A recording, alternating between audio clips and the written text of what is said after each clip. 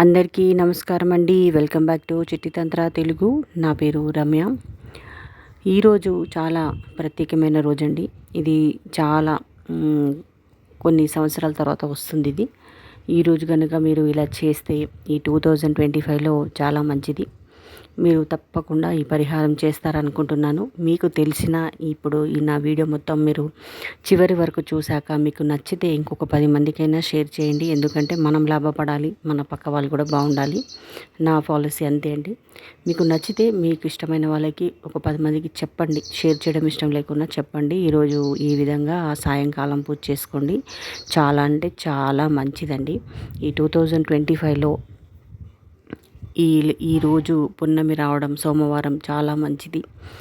మీరు నేను చెప్పిన విధంగా ఈరోజు మీ ఇంటి బయట నేను చెప్పినట్లుగా మీరు చేస్తే మటుకు చాలా మంచిదండి.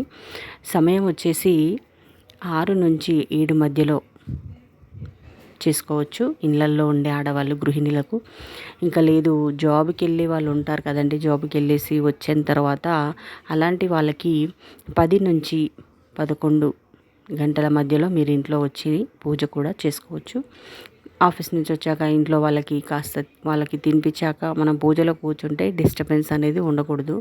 అలా ఉంటే ప్రాణం కొంచెం అటు కొంచెం ఇటు ఉంటుంది. వాళ్ళందరూ తిన్నాక శాంతిగా కూర్చున్న తర్వాత మీరు ఈరోజు నేను చెప్పిన విధంగా మీరు పూజ అయితే చేసుకోండి.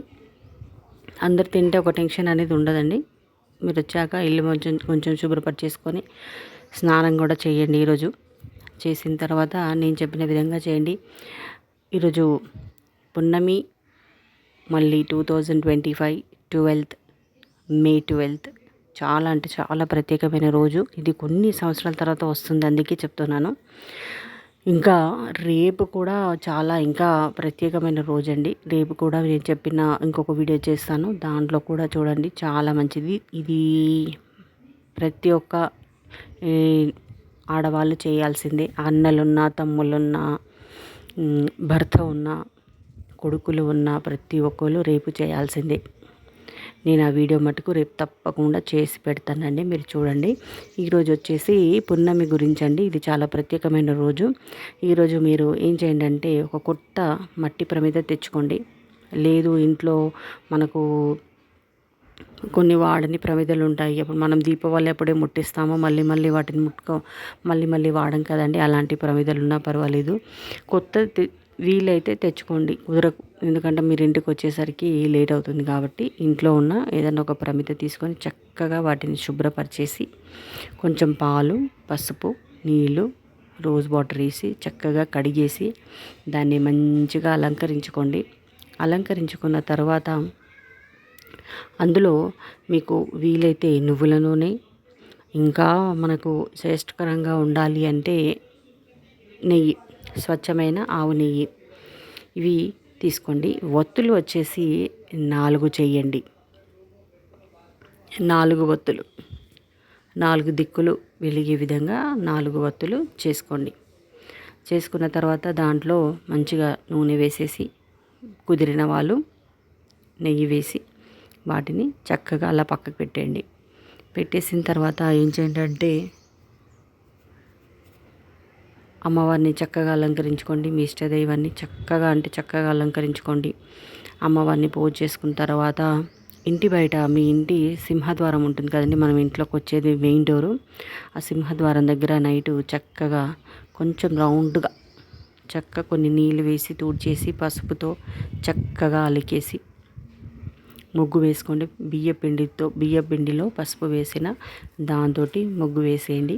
ముగ్గు వేసిన తర్వాత మీరు కింద ఇప్పుడు ప్రమిద పెడతాం కదా, డబల్ ప్రమిద ఉండండి. ప్రమిద పైన మట్టి ప్రమిద మీద ప్రమిద ఉండాలి. కొంతమంది సింగిల్ పెడతారు, అలా పెట్టకూడదు. లేని వాళ్ళు ఏంటంటే మామిడాకన్నా లేకుంటే రాగి చెట్టు ఆకైనా పెట్టచ్చు. ప్రమిద మాత్రం డబల్ ఉండాలండి.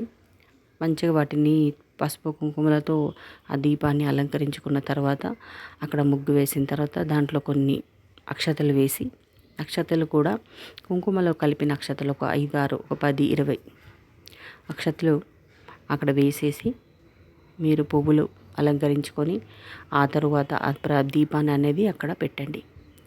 పెట్టేసిన తర్వాత బయట ఫస్ట్ ముందుగా దీపాలు వెలిగించేసి కడప అవన్నీ శుభ్రం చేసుకోండి. నైట్ ఏం పర్వాలేదు, అన్నీ తుడిచేసుకోండి. కడప మంచిగా మళ్ళొకసారి అలంకరించుకోండి. కొంతమంది డిజైన్స్ ఉన్నాయి వాళ్ళు అంటారు ఇష్టం ఉండదు పసుపు కుంకుమ పెట్టడం. కొంచెం అనే ఇలా కొంచెం స్ప్రింక్ అయినా చేయండి కడప పైన. చేసిన తర్వాత బయట మటుకు సింహద్వారం దగ్గర కొంచెం మంచిగా అలంకరించండి. ఆ దీపం అక్కడ పెట్టండి. మంచిగా మొక్కుకోండి. మొక్కుకున్న తర్వాత మీ కోరిక ఏంటో మీరే ఏమనుకుంటున్నారో అది అనుకొని ముట్టిచ్చేసేయండి. ముట్టిచ్చేసి చక్కగా మళ్ళీ ఇంట్లోకి రండి. అగరబత్తులు ఉంటే కడపకి దగ్గర అక్కడ అగరబత్తులు పెట్టండి. సింహద్వారం దగ్గర అగరబత్తి పెట్టండి. ఆ తర్వాత ఇంట్లోకి వచ్చేయండి. ఇంట్లోకి వచ్చిన తర్వాత ఇంట్లో కూడా మనం దీపాలకన్నీ రెడీ చేసుకొని ఉంటాం కదా, దేవుడి దగ్గర దీపం వెలిగించుకోండి.